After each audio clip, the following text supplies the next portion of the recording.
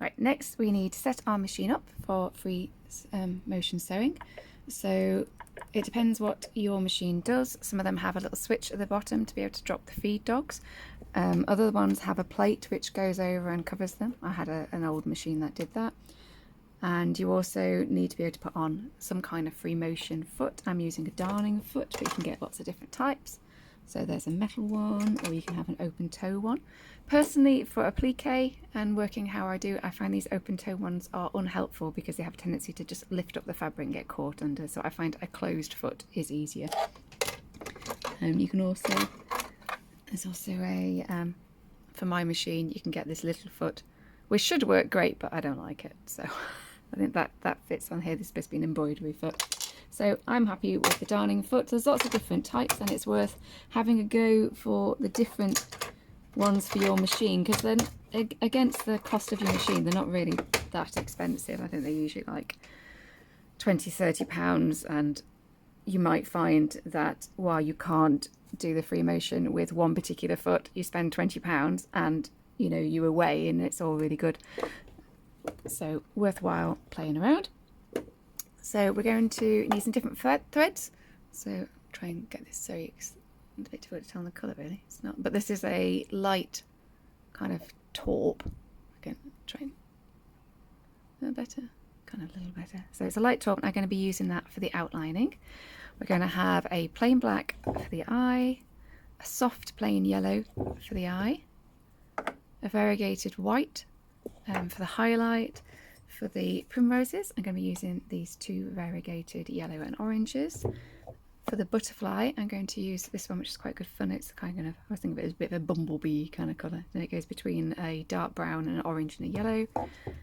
And a variegated cool green for the primroses.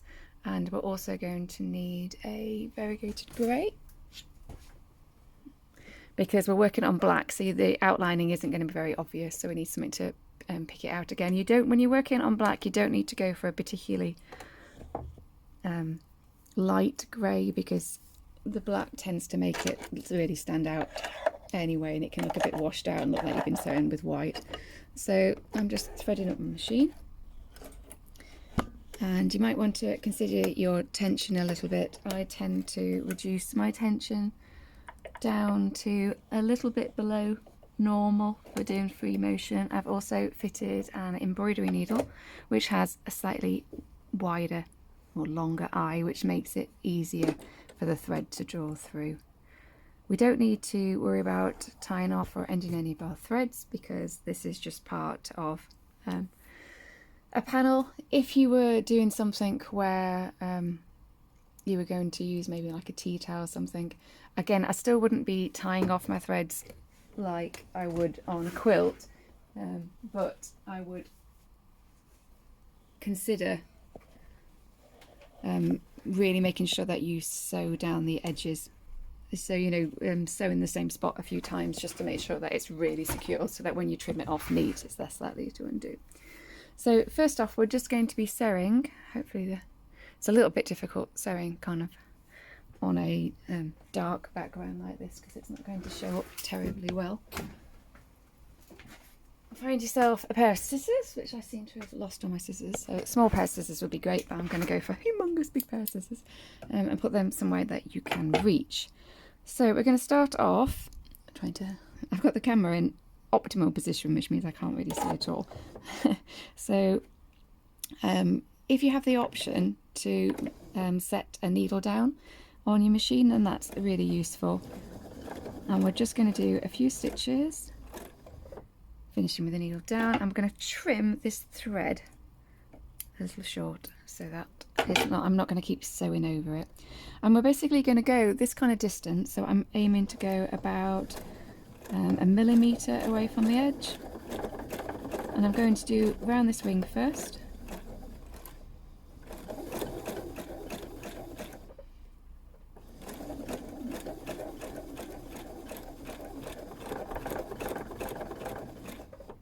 And you can always rotate the fabrics if needed to. It's usually easier to see what you're doing if you're sewing towards yourself than if you're going away, so you can very gently, so we don't knock any of these things.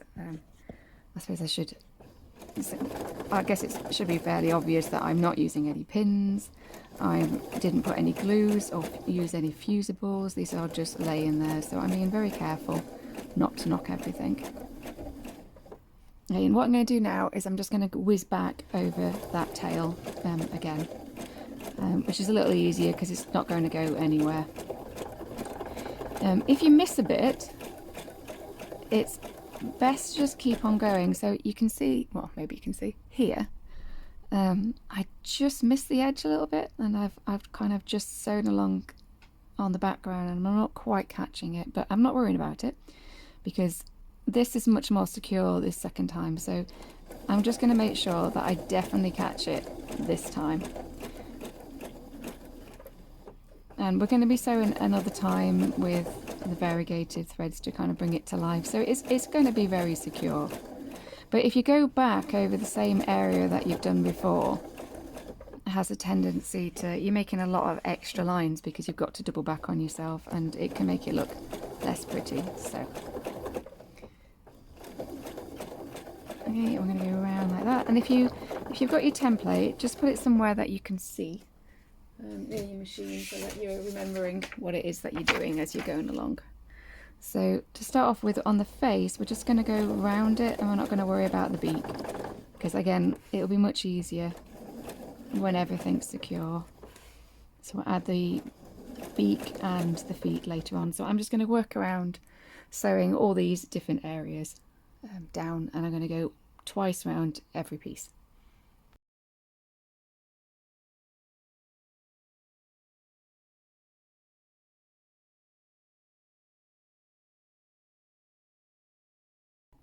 So next we're going to add on the beak. So it is just a bit of practice on these things really, but it's the beak is pointing slightly upwards, and the whole beak is about my finger's width really. So just use your fingers on the template and see how much of a finger it is on yours, and then back, and then we're going to do a little dip in like that, and that's enough. So we'll just do it a second time. And then we're going to do the eye. We're just going to make the eye nice and simple. We're going to start off, just see where that base of the scissors, so it's a bit more of a contrast than with my fingernail. So that's the base of the beak. I'm going to just carry that line across a little bit and put my needle down there for the eye. I'm going to make a small circle.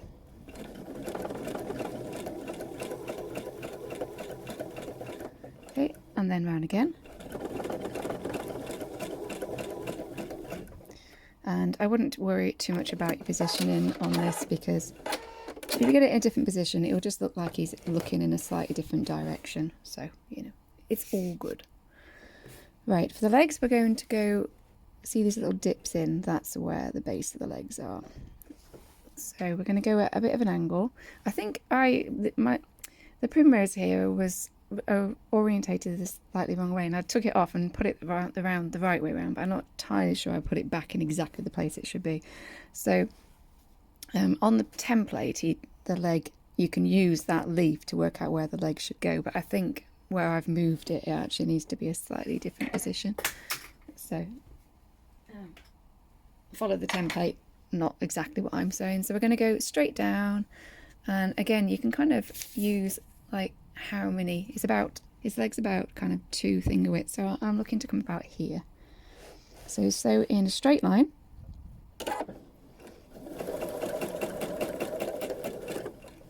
to the ankle, and then we're going to do the 3 forward toes.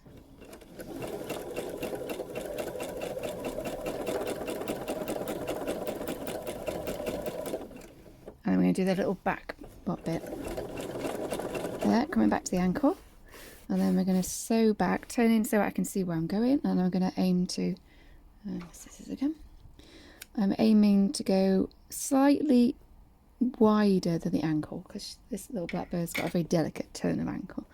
So straight line, no banana bones. So, and there's a nice foot. If the feet just seem beyond you, or you know, just move some of these things. I'll put an extra primrose, cut a few things, and just cover this bit and have him stood behind the leaves. Okay, you don't need to make life too complicated for yourself if you find it very difficult. So the next one, we're going to sew this one at a less of an angle, and we're coming down to about here. So again, nice straight line. And at this point we can now just eyeball it.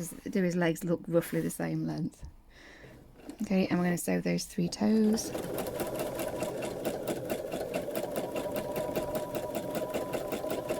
The one at the back to the ankle, and then up we go again.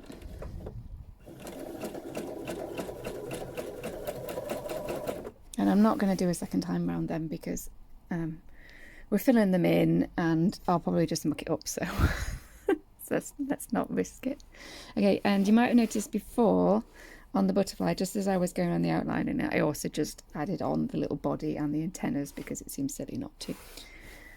Right, and I think that is it for the outlining, so we're going to change threads now.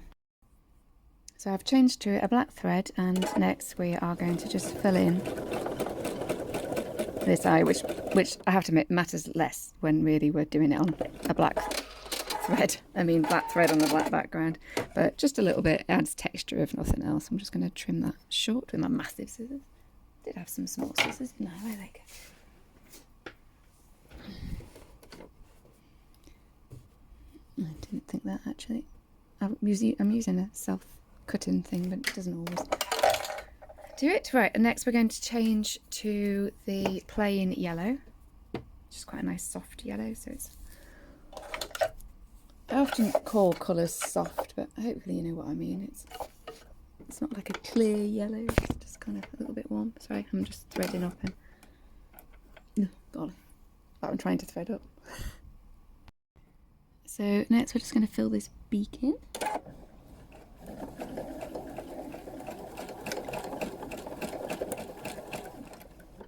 Less is more here. I'm just going to move the camera slightly because I seem to have beautifully positioned this, but like there's not even a gap for me to peer through. So when you're filling in these beaks and things, we need to like disguise the bit where we've got fabric, the background fabric changing, but otherwise we don't really need too much on it. You know, I think I'm very slightly caught up on something at the bottom here. Not sure which thread it is. I'm just going to snip a few loose threads on the bottom and see if I can. It just feels like it's slightly caught up on something somewhere. Right, anyway, fill that beak in, and now we're going to very carefully move over to the eye.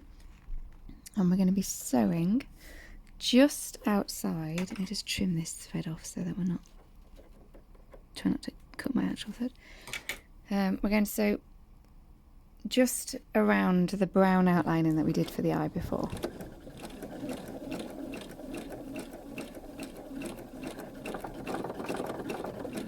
And when you've gone around once, we'll go around a second time. And we're going to add, no we're not, I'm going to sew it. You could shape the eye just a little bit, kind of on the opposite side of the beak, but it doesn't need very much at all. Okay, and that's nice and bright. And now we're going to go down to his legs. Male blackbirds, the legs aren't really that yellow, but I just think it zings them up that much. So they're more of a kind of light, taupey yellow. It does depend a little bit on the time of year, so mine's like totally out to catch a girl, so he's got lovely bright legs. And we'll fill in the other one. Again, less is more on this. You don't need to fill in every bit. It kind of looks nicer where they're actually a bit more delicate. We just want to fill in the bit where it's going over the leaf so that we've not got too much of the leaf. It's not so obvious where the change over is. But we don't have to go all the way to the tip of the toes, and we don't have to fill in every little bit over his legs. We're just putting a bit of a flash of colour in there, like so. End it off. Okay, so I've changed over to a variegated grey, so it's a kind of mid-grey. And now we're going to be working around some of the I've kind of put some guidelines for the types of feathers that you get. So we've got this kind of main body of the wing, and we're just going to keep on putting some nice dips up, and you can kind of echo those to make it look more complicated. And we'll go down to the lowest section of the wing, and then it kind of, again, kind of scallops its way up, and then these are the wingtip feathers. So we're going to do some nice parallel lines, or roughly parallel. Yeah.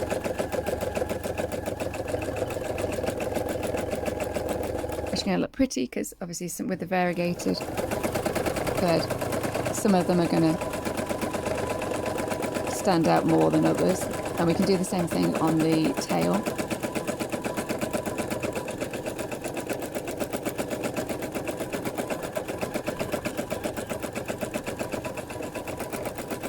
And you can put some closer than others. Okay, and then whiz back up the side of the wing. And we'll just add in a little bit more. So I'm going to just echo these here, and we can add a few kind of feather shapes as well if we want. And some on the kind of shoulder area here.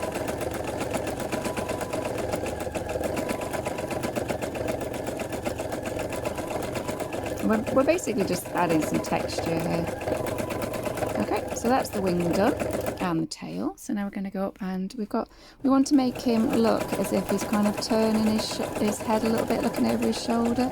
So we're just going to I've just added some dips in around his neck, and we're going to go back down onto his chest and add in a little bit here for his chest bones. A nice little dip in there.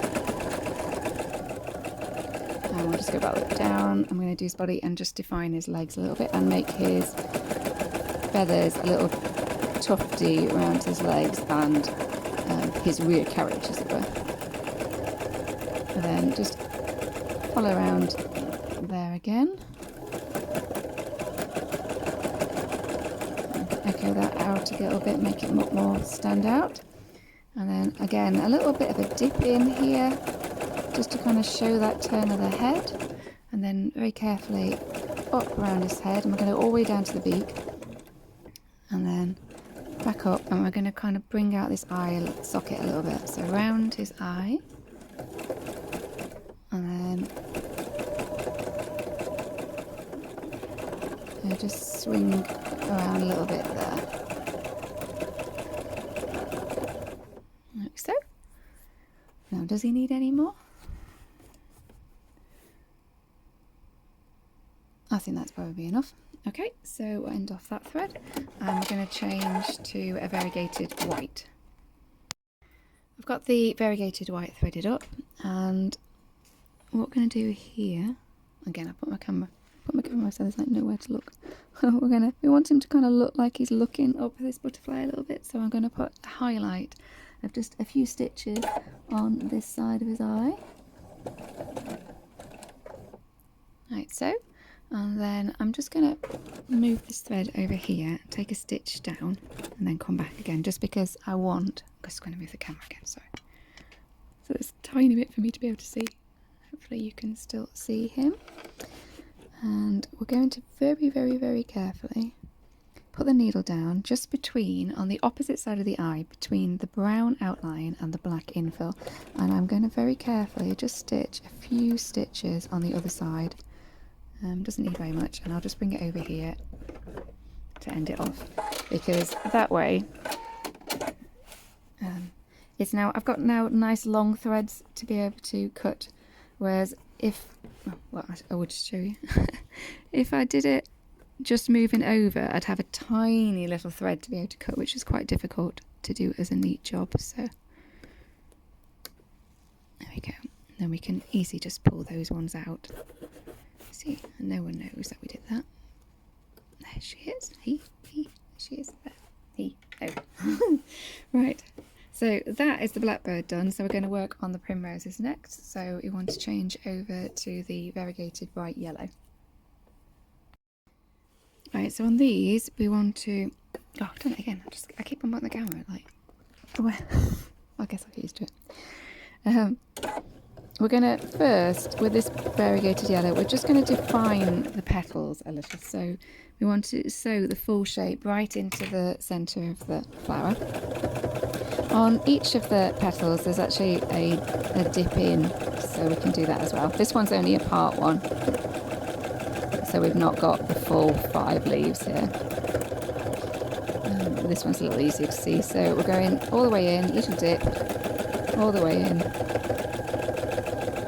Flowers are a very nice project to work on because all flowers are pretty. No one's going to say, oh my gosh, that doesn't look like a flower. You know, they're good.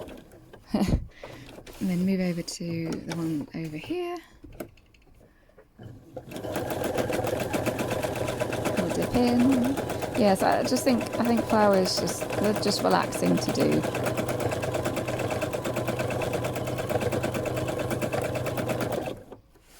A little circle in the centre, and then so that's kind of brightened and defined those little. So we're going to change over to a variegated orange.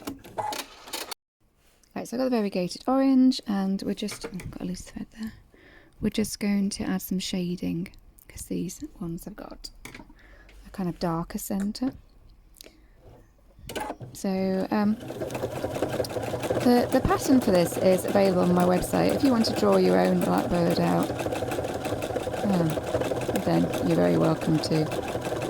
Otherwise, for I think it's £3, you can get a PDF, and it's got the template in, it's got all the threads that I'm using, any other hints and tips that I can think of, it's in there, as well as lots of photos and stuff. I did do some fabric kits, but they're quite limited in number, so it does just depend on how early you are on them. And then that's got the exact fabrics that I'm using, so it makes it, and it's got freeze paper, stabiliser, and I think they're £10, so it's quite a lot of, it's not very much for quite a lot of bits and bobs, and it makes a nice little beginner's project. I am trying to make these so they're a little bit simpler than some of my other projects, so I'm hoping that they will be a good introduction. Okay, so that's them, and they look rather jazzy now. So we've got to do the leaves next. So I've got a variegated thread on a green one now. It's kind of a nice cool green, and we're just going to start on these leaves, go around the outside shape, and then add a leaf vein going down this side. And then we can skip on to this one. Make sure that we don't sew over the legs. Okay, so when you get to that point, just up and over. You can double back on yourself a little bit to make sure nothing's going to undo. Just get that thread out of the way. I'm going a little bit quicker through this one than I did on the spring wren. So if you feel like you need a bit more kind of guidance of why I'm doing what, then that would be a good video for you to look through, because I don't want to repeat everything every time. So, and then just this one up into here. So, and then the last bit to do is we're going to use this same green, so it ties in nicely, and we're going to just add in these 3 little leaves. So outline your shape, and we're kind of just curving around the blackbird. So I thought this would be nice to add on to this one as opposed to the previous one, because I don't think we had anything outlining. So I'm just, I don't know if you can see the outline in here. So I'm now going to fill this in with the variegated thread.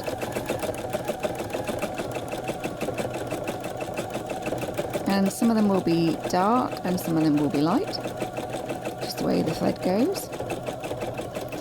And when you go here, try to change direction smoothly and try and go the full length of the leaf or shape. So I'll just move this forward a bit so you can see. Ooh, slightly caught. So there we go. So I've got this nice little shape here. If you can sew slowly, aim to get your stitches about you know, at least a kind of 1 millimetre, 2 millimetres if possible, so that you don't gather it. Not sewing too fast. Ooh. just sent my thingy. We're gonna, I forgot before, but we were doing these are forget-me-nots, so we need a nice variegated balloon, of which I can't see my variegated, there it is. There we go. I have them all on a thread right behind me, so I'm going to use this one here. So we're going to thread up and we're going to sew these little flowers in. So there we go. So we're staying close to the blackbird, so I'm just going to start here. And on these, they're little flowers, and honestly, it's a 5-petal flower. And we're just filling in as we go, so I'm doing a little loop, filling it in. And then I'm going to move on to the next one. I'll just cut the thread so that I don't keep sewing over it. It's a kiddie flower. It's very little. It's just to give a little bit of a blue splash over here. So I've got down as 4 flowers like this.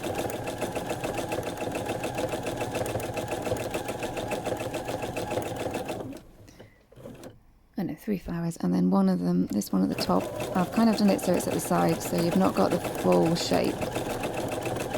So we're just showing 4 of those petals, and then just a couple of little buds.